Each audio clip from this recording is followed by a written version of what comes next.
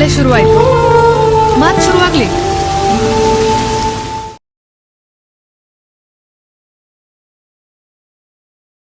ನಮಸ್ಕಾರ ಕರ್ನಾಟಕ, ನಾನು ನಿಮ್ಮ ವಿಜಯ್. ಹೆಂಗಿದ್ರೆ ಎಲ್ಲರೂ ಸಕ್ಕತ್ತಾಗಿದ್ದಾರೆ ಅನ್ಕೊತಾ ಇದ್ದೀನಿ, ಸೂಪರ್ ಆಗಿದ್ದಾರೆ ಅನ್ಕೊತಾ ಇದ್ದೀನಿ.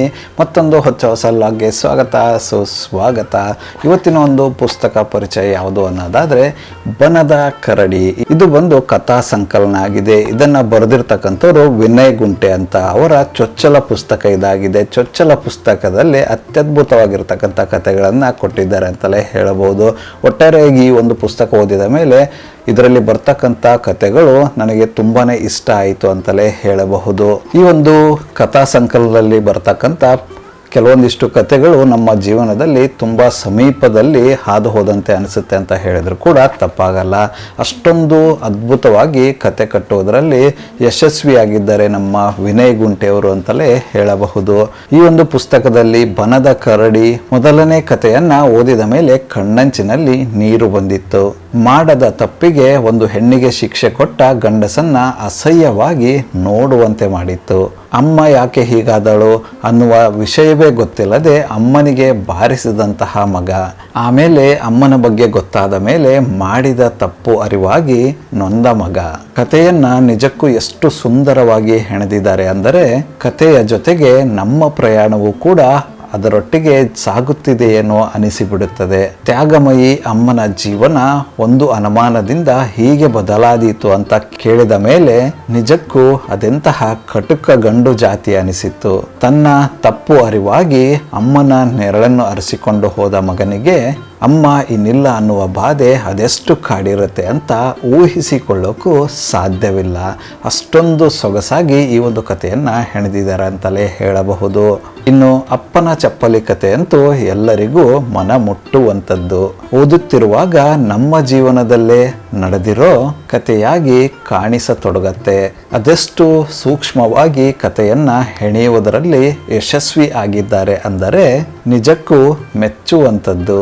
ಜಾತಿ ದಬ್ಬಾಳಿಕೆಗೆ ಒಳಗಾದ ಅಪ್ಪನ ನೋವು ಇಳಿ ವಯಸ್ಸಿನಲ್ಲೂ ಕಾಡುತ್ತಿದೆ ಎಂದರೆ ಎಷ್ಟರ ಮಟ್ಟಿಗೆ ಮನಸ್ಸಿಗೆ ನೋವಾಗಿರಬೇಡ.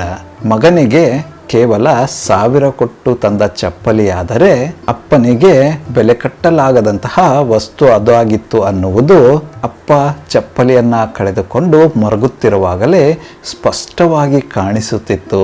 ಇನ್ನು ಟೋಪಿ ಮತ್ತೆ ತಟ್ಟೆ ಕಥೆಯಂತೂ ಜಾತಿ ಶೋಷಣೆಯನ್ನ ಎತ್ತಿ ತೋರಿಸುವಂಥದ್ದು. ಇದರಲ್ಲೂ ಕೂಡ ಲೇಖಕರು ತಮ್ಮ ಸೂಕ್ಷ್ಮತೆಯನ್ನ ಎಲ್ಲೂ ಕೂಡ ಬಿಟ್ಟುಕೊಟ್ಟಿಲ್ಲ ಅಂತಲೇ ಹೇಳಬಹುದು. ಮದುವೆಯಾದಾಗ ತಂದೆ ದುಬ್ಬಪ್ಪ ಕೊಟ್ಟ ತಟ್ಟೆಯನ್ನ ಮಗ ಕಳೆದುಕೊಂಡು ಬಂದನಲ್ಲ ಅನ್ನುವ ದುಃಖ, ಅದರ ಜೊತೆ ಕದ್ದಿರುವ ತಟ್ಟೆಯನ್ನ ಸಂಪಂಗಪ್ಪನ ಬಳಿ ನೋಡಿದ ಮಗ ಹೇಳಿದ ಮಾತು ಕೇಳಿ ಆಗುವ ಬೇಸರ, ತನ್ನ ತಟ್ಟೆಯನ್ನ ಕೇಳಲು ಹೋದಾಗ ಅಲ್ಲಿ ನಡೆಯುವ ಶೋಷಣೆ ಮನಸ್ಸಿಗೆ ಬೇಸರ ತರುವಂತಹದ್ದು. ಈ ಒಂದು ಅದ್ಭುತವಾಗಿರ್ತಕ್ಕಂತಹ ಕಥೆಯ ಜೋಡಣೆ ಮನಸ್ಸಿಗೆ ಮುಟ್ಟುವಂಥದ್ದಾಗಿದೆ ಅಂತ ಹೇಳಿದರೂ ತಪ್ಪಾಗದು. ಇನ್ನು ಉಫಿಟ್ ಒಂದು ಕೇವಲ ಕಥೆಯಾಗಿರದೆ ಜೀವನ ಅನುಭವ ನೀಡುವಂಥದ್ದು. ಪ್ರತಿಯೊಂದು ಹೆಣ್ಣು ಮತ್ತೆ ಗಂಡಿನ ನಡುವೆ ವಯಸ್ಸಿನ ಅಂತರವಿಲ್ಲದೆ ನಡೆಯೋ ಘಟನೆಗಳನ್ನು ಸಾಮಾಜಿಕ ಕಾಳಜಿಗಾಗಿ ಹಾಗೆಯೇ ಮುದ್ರಿಸಿದಂತಿದೆ ಅನಿಸಿದ್ದು ನಿಜ. ಕಥೆಯನ್ನ ಓದಿ ಮುಗಿಸಿದ ಮೇಲೆ ನಮ್ಮಲ್ಲೇ 1000 ಪ್ರಶ್ನೆಗಳು ಉಳಿಯೋದಂತೂ ಖಂಡಿತ. ಕಥೆಯ ಶುರುವಿನಿಂದ ಹಿಡಿದು ಮುಗಿಯುವವರೆಗೂ ಅದ್ಭುತವಾಗಿ ಎಲ್ಲೂ ಲಯ ಕಳೆದುಕೊಳ್ಳದೆ ಅದರದ್ದೇ ಆದ ಛಾಪು ಮೂಡಿಸಿರೋ ಥರ ಅನಿಸುತ್ತೆ. ಮುಗಿದ ಮೇಲೂ ಕೂಡ ಕಾಡುವಂಥದ್ದು ಸುಳ್ಳಲ್ಲ ಅಂತಲೇ ಹೇಳಬಹುದು. ಇನ್ನು ಖಾಸ್ಬಾಗ್ ಕಥೆ ಅಂತೂ ನಿಜಕ್ಕೂ ಮನಸ್ಸಿಗೆ ಒಂಥರ ವಿಚಲಿತ ಮಾಡುವಂಥದ್ದು ಅಂತ ಹೇಳಿದ್ರು ಕೂಡ ತಪ್ಪಾಗಲ್ಲ. ಕೂಲಿ ಕೆಲಸ ಮಾಡ್ತಿದ್ದಂತಹ ಮಲ್ಲಿಕಾನ್ನ ಮದುವೆ ಮಾಡಿಕೊಂಡು ಸ್ವಂತ ಹೆಂಡತಿಯನ್ನೇ ವೇಶ್ಯ ಮಾಡಿದ ಕರೀಂನ ಕತೆ.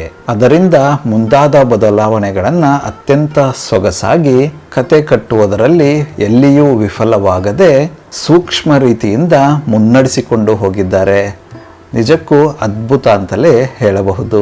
ಕೊನೆಗೆ ಹೂಳೋಕೆ ಜಾಗ ಸಿಗದೆ ಒದ್ದಾಡಿದಂತಹ ಜಬಿನ ಪರಿಸ್ಥಿತಿಯನ್ನ ನೆನೆಸ್ಕೊಂಡ್ರೆ ಮೈ ಬಿಸಿ ಆಗುತ್ತೆ. ಬದುಕಿದ್ದಾಗ ಮಲ್ಲಿಕಾ ಮುಂದೆ ಪಂಚೆ ಬಿಚ್ಚಿ ಸೆಂಟು ಹಾಕಿಕೊಂಡು ಕೆಲಸವಾದ ಮೇಲೆ ನಡೆದುಕೊಳ್ಳುವ ರೀತಿ ಅದೆಂತಹ ಕ್ರೂರಿಗಳು ಅನಿಸಿಬಿಡುತ್ತದೆ. ರೈಲ್ವೆ ಸ್ಟೇಷನ್ನಿಂದ ಆರಂಭವಾದಂತಹ ಕತೆ ಮಲ್ಲಿಕಾಳ ದುರಂತ ಸಾವಿನಿಂದ ಅಂತ್ಯವಾಗುತ್ತೆ. ಇನ್ನು ಸಿರಿ ಮತ್ತೆ ಕಾಶಿಬಾಯಿಯ ಕಥೆಯಂತೂ ಬೇಸರ ಮೂಡಿಸುವಂಥದ್ದು. ರಸ್ತೆ ಅಪಘಾತದಲ್ಲಿ ತನ್ನೆಲ್ಲ ಪರಿವಾರವನ್ನ ಕಳೆದುಕೊಂಡಂತಹ ಕಾಶಿಬಾಯಿ ಆಶ್ರಮವನ್ನ ಮಾಡಿ ಅದರಲ್ಲಿ ತನ್ನ ಕುಟುಂಬವನ್ನು ಕಾಣುತ್ತಿದ್ದಂತಹ ಪರಿ ನಿಜಕ್ಕೂ ಮನ ಮುಟ್ಟುವಂಥದ್ದು. ಕಾಶಿಬಾಯಿ ಆಶ್ರಮವನ್ನ ನಡೆಸಲು ಅಲ್ಲಿ ತನ್ನನ್ನು ನಂಬಿಕೊಂಡಿರುವ ಜೀವಗಳಿಗಾಗಿ ಹೋರಾಡುವ ಮತ್ತು ಕಷ್ಟಪಡುವ ರೀತಿ ಶ್ಲಾಘನೀಯ. ಹೆಣ್ಣು ಮಗುವಂತ ಕರುಳು ಬಳ್ಳಿಯ ಸಮೇತ ಬಿಸಾಕಿ ಹೋದ ಜನ ಯಾರದ್ದೋ ಮಗಳನ್ನ ತನ್ನ ಮಗಳಂತೆ ಬೆಳೆಸಿ ಕೊನೆಗೆ ಮಗುವಿನ ಕಾಯಿಲೆಗೆ ಚಿಕಿತ್ಸೆ ಕೊಡಿಸಲು ಒದ್ದಾಡುವ ಕಾಶಿಬಾಯಿಯ ಕತೆ. ಫೋಟೋ ಶೋಕಿಗೋಸ್ಕರ ಅನಾಥಾಶ್ರಮಕ್ಕೆ ಬಂದು ಫೋಟೋ ತಗೊಂಡು ಹೋದ ಮೇಲೆ ಬಂದ ಆಶ್ರಮವನ್ನ ಮರೆತು ಹೋಗೋ ತುಚ್ಛ ಮನಸ್ಸಿನ ಮಾನಸಿಕತೆ ಎಲ್ಲವನ್ನ ಕಣ್ಣಿಗೆ ಕಟ್ಟುವಂತೆ ಮಾಡುತ್ತೆ.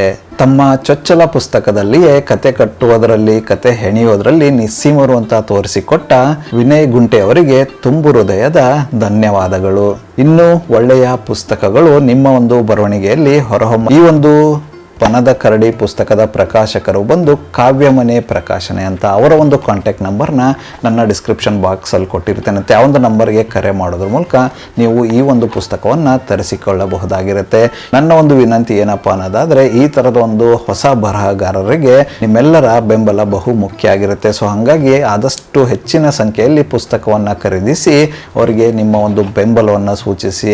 ನಿಮ್ಮ ಅತ್ಯಂತ ಹೆಚ್ಚಿನ ಬೆಂಬಲ ಸಿಕ್ಕ ಮೇಲೆ ಅವರಿಗೆ ಇನ್ನೂ ಮುಂದೆ ಬರೆಯಲು ಹೆಚ್ಚಿನ ಒಂದು ಉತ್ಸಾಹ ಬರುತ್ತೆ ಅಂತಲೇ ಹೇಳಬಹುದು. ಸೊ ಹಾಗಾಗಿ ತಪ್ಪದೇ ಈ ಒಂದು ಪುಸ್ತಕವನ್ನು ಖರೀದಿಸಿ ಓದಿ. ಈಗಾಗಲೇ ಯಾರಾದರೂ ಓದಿದ್ದರೆ ಈ ಒಂದು ಪುಸ್ತಕದ ಅಭಿಪ್ರಾಯ ಅನಿಸಿಕೆ ಏನು ಅಂತ ತಪ್ಪದೇ ಕಮೆಂಟಲ್ಲಿ ತಿಳಿಸಿ. ಇನ್ನೊಂದು ಎಲ್ಲರಲ್ಲಿ ಮನವಿ ಏನಪ್ಪ ಅನ್ನೋದಾದರೆ ಪುಸ್ತಕವನ್ನು ಆದಷ್ಟು ಅಧಿಕೃತ ಮಳಿಗೆಗಳಲ್ಲಿ ಮಾತ್ರ ಖರೀದಿಸಿ. ಯಾವುದೇ ಥರದ ಆನ್ಲೈನ್ಗಳಲ್ಲಿ ಖರೀದಿಸಕ್ಕೆ ಹೋಗಬೇಡಿ. ಆನ್ಲೈನಲ್ಲಿ ಖರೀದಿಸಿದರೂ ಕೂಡ ಅಧಿಕೃತ ಮಳಿಗೆಯವರು ಏನು ಆನ್ಲೈನ್ ಸೌಲಭ್ಯ ಕೊಡ್ತಾ ಇದ್ದಾರೆ ಅವ್ರ ಹತ್ರ ಮಾತ್ರ ಖರೀದಿಸಿ. ಇದಿಷ್ಟು ಇವತ್ತಿನ ಬನದ ಕರಡಿ ಕಥಾ ಸಂಕಲನದ ವಿಡಿಯೋ ಆಗಿತ್ತು. ಈ ಒಂದು ವಿಡಿಯೋ ನಿಮ್ಗೆ ಏನಾದರೂ ಇಷ್ಟ ಆಗಿದ್ರೆ ದಯವಿಟ್ಟು ಲೈಕ್ ಮಾಡಿ, ಕಮೆಂಟ್ ಮಾಡಿ, ಶೇರ್ ಮಾಡಿ. ಚಾನಲ್ಗೆ ಏನಾದರೂ ಹೊಸದಾಗಿದ್ದರೆ ಸಬ್ಸ್ಕ್ರೈಬ್ ಮಾಡಿ, ಸಪೋರ್ಟ್ ಮಾಡಿ. ಮತ್ತೆ ಸಿಗುವ ಮತ್ತೊಂದು ಹೊಸ ಪುಸ್ತಕ ಪರಿಚಯದೊಂದಿಗೆ. ಅಲ್ಲಿವರೆಗೂ ನಗ್ತಾ ಇರಿ, ನಗಿಸ್ತಾ ಇರಿ, ನಗ್ನಗ್ತಾ ಇರಿ. ಜೈ ಹಿಂದ್, ಜೈ ಭಾರತ್, ವಂದೇ ಮಾತರಂ.